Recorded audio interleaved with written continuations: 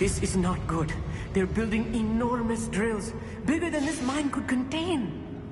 Let's get out of here and tell Lodgok what we found.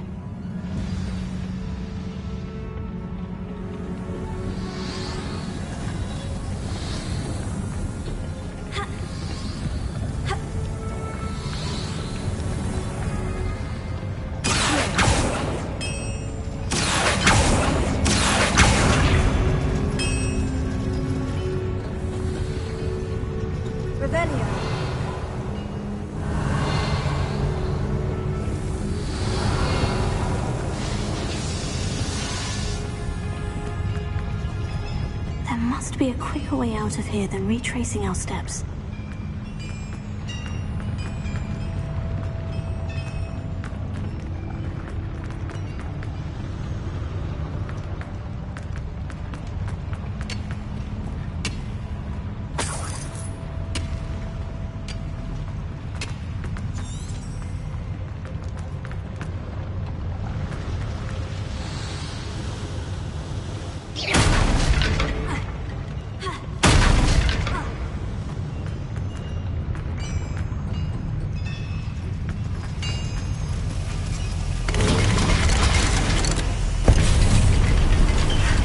I need a moment to catch my breath. This was more than I bargained for.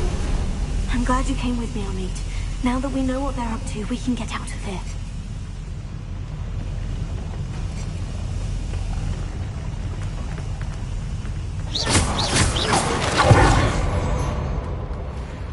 Revelio.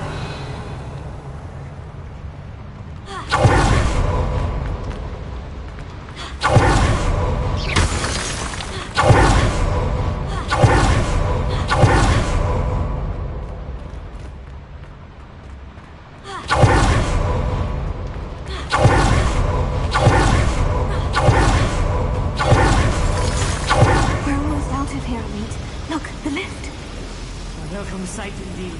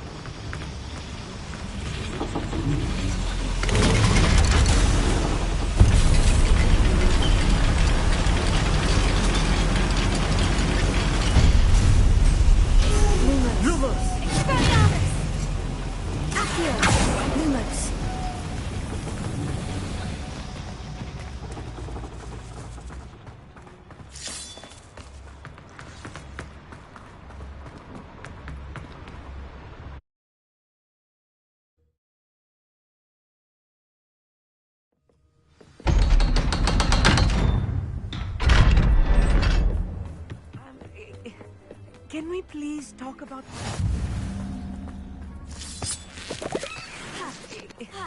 Can we please talk... That wasn't so bad, was it? It was. It really was.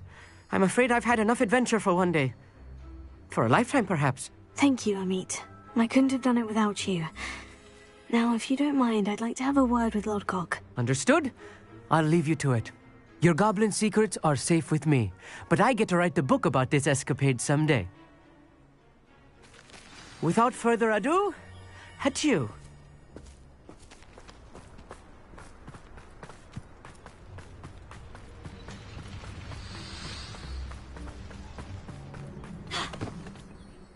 They're building enormous drills.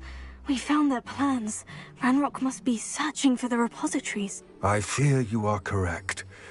Other than Rookwood Castle, however, I do not know where else he plans to search. I've been wondering about something else you said before we entered the mine. Yes? If you share Ranrock's views, then why are you helping me? I expected Rookwood Castle to be deserted when I arrived to begin my search. So was surprised to find a witch there who had set up a sort of improvised research site. She was studying something so intently that she almost didn't notice me. When she looked up, I thought she would react with fear or disdain. But instead she did something that I will never forget. Without a moment's hesitation, she smiled and asked me to sit with her. She told me that she was a researcher and showed me a small, oddly shaped container with a strange symbol on it. She was certain it was made of goblin metal, but was unable to open it. She wanted to work together. Miriam. Yes. But how did you... Professor Fig's wife. He told me of her research, and I know of the container. Ah. The reverence with which she talked of goblins and their intelligence and skill, it caught me entirely off guard. I'd never been treated with such respect by a witch or wizard. So, to my surprise, I let her study the container if she would allow me to search the castle on my own. We parted ways, with her promising to share what she'd learned. More of Ranrock's recruits arrived, and we began to dig, eventually locating the first repository. Ranrock was thrilled with our discovery, but furious when I told him about Miriam. Berated me for trusting a witch when I heard she'd been killed. You think Ranrock murdered her? I don't want to believe it, but I don't know. After that, something shifted in me. I had seen how the power from the repositories was transforming Ranrock, transforming all of them. I could no longer remain a part of it. Thank you, Lodgok, for telling me this. I tell you all of this so that you understand what is at stake. Ranrock never found all of Bragbor's journals, but the ones he did find suggest that Bragbor at some point built a repository far greater in size than the one beneath Rookwood Castle. What you've discovered here today worries me deeply. If Ranrock learns of the location of that repository, I fear we shall be destined for a great war. I will find out what Ranrock knows. Watch for my owl.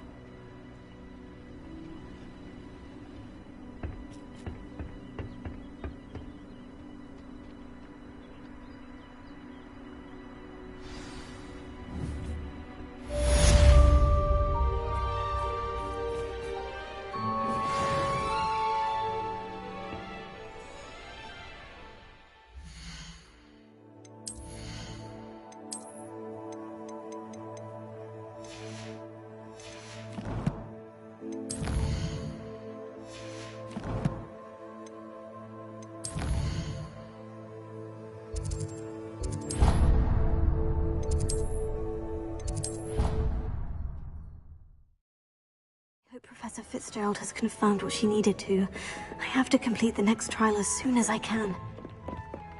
Deek would like to talk with you when you have a moment.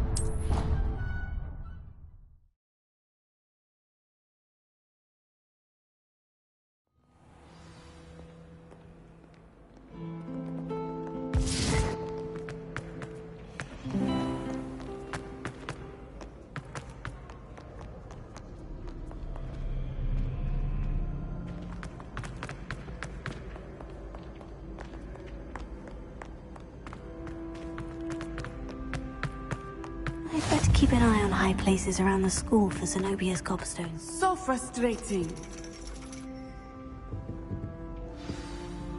You wanted to speak with me, Mother? I had hoped to speak with you alone, Natsai. Your message mentioned your concern about an unusual creature that was spotted in the woods near Hogsmeade. That could have been anything. You know what it was, Natsai. I am allowed to leave the castle. I am always careful, Mother. Careful. Officer Singer disagrees. She sent me an owl telling me that you have been trying to collect evidence of some kind against dark wizards. She berated me for not keeping a closer eye on you, and she is right. I do not want you visiting Hogsmeade for the near future. But Mother!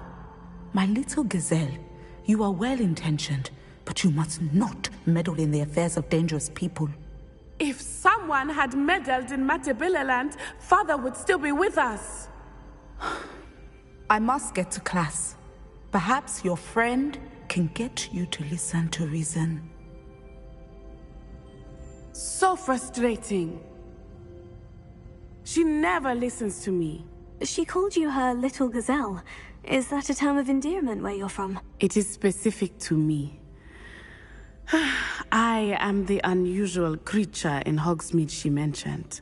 Self-transfiguration is not taught at Hogwarts, so I am gently discouraged from practicing it.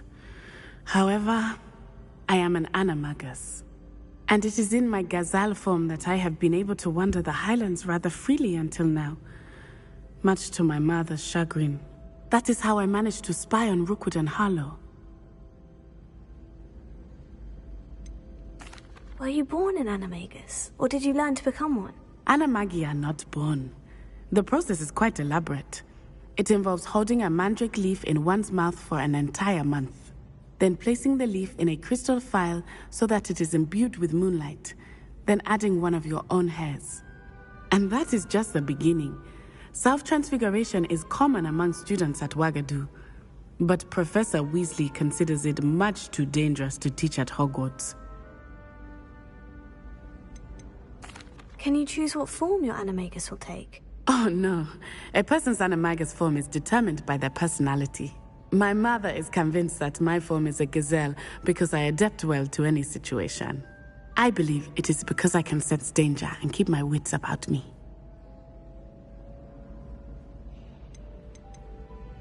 How does it feel to transform into an animal? Well, the first time it can be a bit unnerving. I felt a kind of searing pain and a strong double heartbeat. But it gets easier the more you do it. I no longer feel any pain, and I must say, I find a sense of comfort in the double heartbeat. And I love being able to view the world from a different perspective. Now the nickname makes sense. What an extraordinary ability to have. It is. I love transforming, but Mother is less enthusiastic about it. She says that no creature, especially one as rare as a gazelle, should be bounding about where poaching has become so prevalent. She claims that she has foreseen tragedy befall me in my gazelle form. But she has used her sight to control me too many times. I no longer believe it.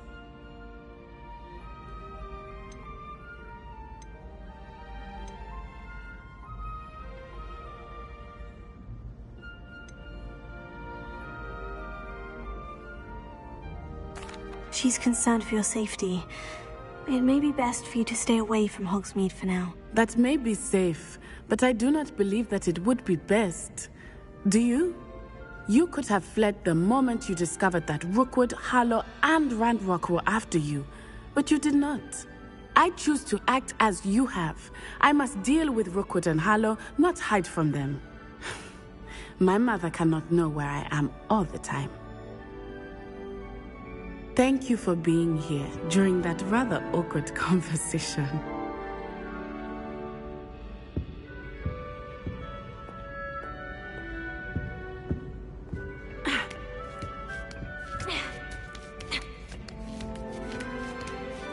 Ironically, I didn't see ahead of time how bored I'd be in divination class.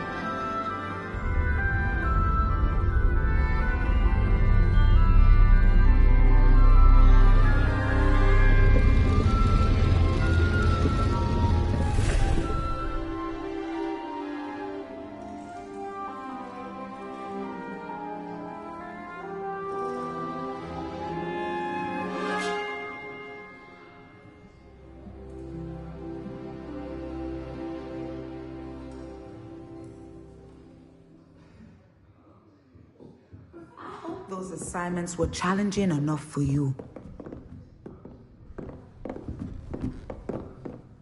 I've completed all of my tasks, Professor Onai. Very well done. Although I must admit, I did have something of a premonition that you would follow through.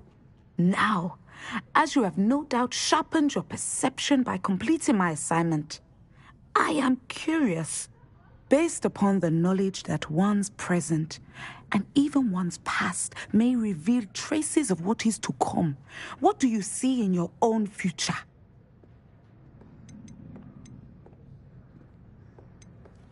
I see good things. After all, the future's mine for the taking, and I shall take what I must. I see. Well, I knew that you and Sebastian Sallow were close, but now you are even beginning to speak like him. I would only caution you, be careful what you take. The future you carve out cannot be taken back. But this talk of tomorrow should not divert us from your present success. I shall inform our good deputy headmistress of your exemplary performance. And if that performance is any omen of what your future may hold, then I, for one, see great things. Channel your magic towards your targets.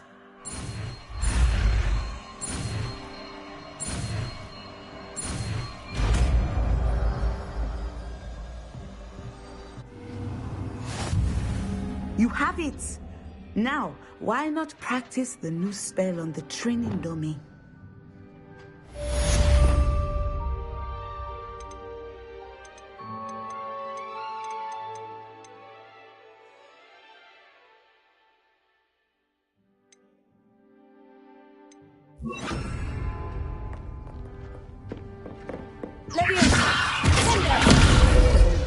I think you have it.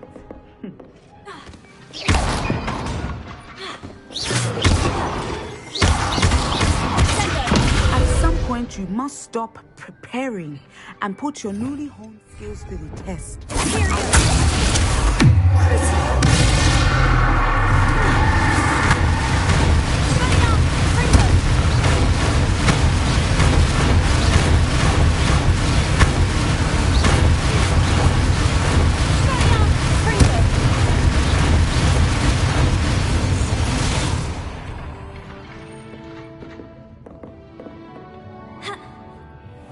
I'd better keep an eye on high places around the school for Zenobia's gobstones.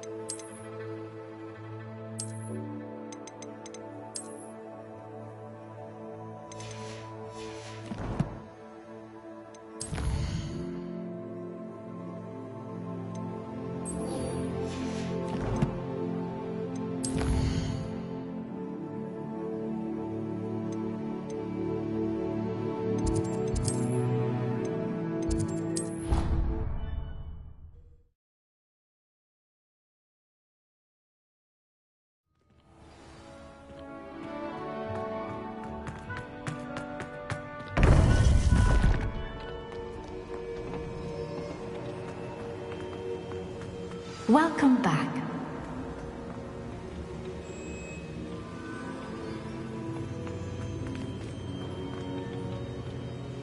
Hello, Professor. I have news. The goblins are looking for something. Another repository. They've built drills to help with their search. Most troubling. Are these repositories like the broken container I found at Rookwood Castle? They are. I fear we have no time to lose. Have a look at the map. Fortunately, the next trial is fairly nearby. It's Hogwarts. As you know, I was headmistress in my time. My portrait hangs in the headmaster's office. In fact, I witnessed Professor Black learn of your arrival. And I'll confess that I wondered about you. Wait, is the next trial in the headmaster's office? It is. I had hoped that when the time came, the occupant of that office would be of help to us. Unfortunately, this headmaster seems wildly unconcerned with anything but himself. You'll need to access the office while he's away. I understand. Very well. We'll find some way to get in. Good. I shall meet you in my portrait there. Until then.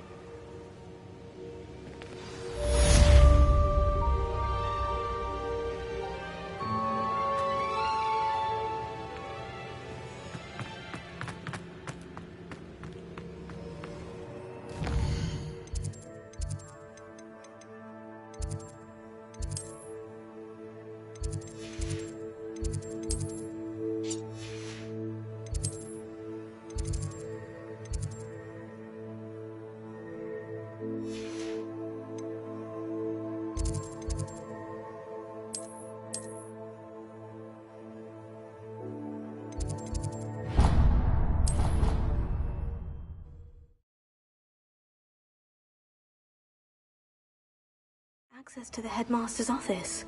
Perhaps Professor Clever. Fig will know what to do. How offensive. Next. Fine, a genius. Happy now?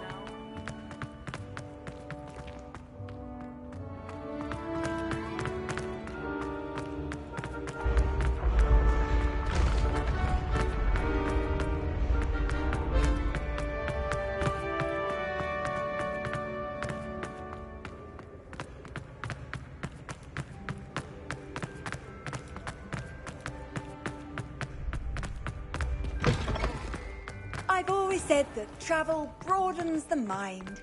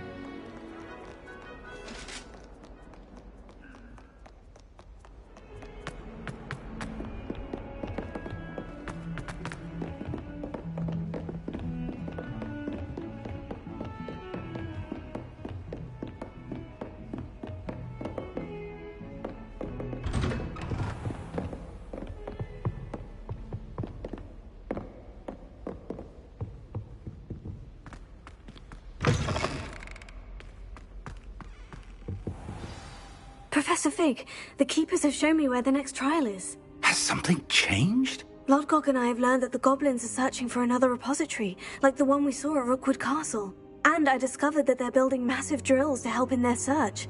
Professor Fitzgerald seemed very concerned. I see. Ranrock clearly knows even more than we suspected. And sir, there's something else. Lodgok knew Miriam. He knew Miriam? They encountered each other at Rookwood Castle. She was doing research.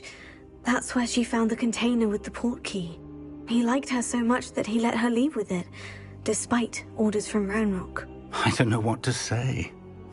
She could win over almost anyone. I want to hear more of this. And, in fact, I'd like to speak with Lodgok directly. But we've no time now. Where is the next trial? Believe it or not, it's in the headmaster's office. Incredible. All right. You'll need the password to get past the stone gargoyle. The headmaster's house elf will know it. I've actually met Scrope, but I'm not sure he'll tell me. He's rather devoted to the Black family. He is. So you'll need a disguise. I have just the thing. A polyjuice potion. You'll look and sound like Professor Black. Wait, doesn't Polyjuice Potion require a bit of the person you want to change into? And take ages to brew? It does. So how do you already have Polyjuice Potion to change into Professor Black? One never knows when such a thing may come in handy. Let's just say I felt the need to be prepared for anything after my fruitless trip to the Ministry on his behalf. Now, time is of the essence. Drink up and I shall explain more.